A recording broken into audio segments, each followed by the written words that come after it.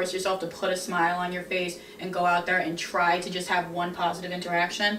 The best part is if you run into somebody who's already having a great day, they could just make your day a little bit better. They could actually give you a genuine smile. And that's why it's really important to walk around with a positive attitude. Like you said, you don't know. It could just be the tiniest thing, but you could seriously just make somebody's day. Yep.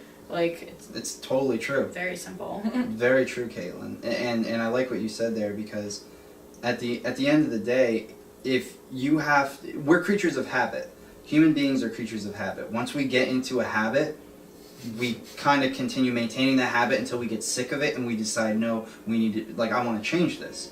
So it kind of starts there, where you have to try as best as you can. Even if you're very, very negative, you have to try as best as you can to continuously stay positive and interact positively with other people. And then over time you will form those habits and you will actually be a positive person. I like what you said, because Jordan Peterson, he also mentions like this idea about like having a schedule and sticking to it, but you don't have to be a slave to it. He says like it has to be Malleable.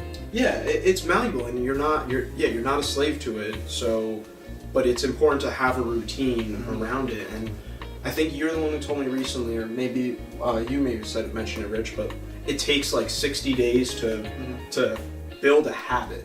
And I think it was heard Tyler. that. I think it was Tyler. Yeah. So, you got to stick to it for a while, and then you'll get the payment back from it, from putting that time in. Exactly. Everything. I definitely believe in the idea of karma, in the sense of, if you do good things in your life and you stay and you remain positive things will come your way. Not necessarily maybe that there's some kind of essence that's controlling it, but it's ultimately like this. Everything that you see in your life, if you look at it with a positive lens, more things end up being positive experiences.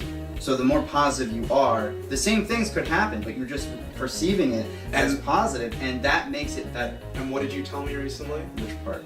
The got-tos and get-tos. Yes, that's right. You have to turn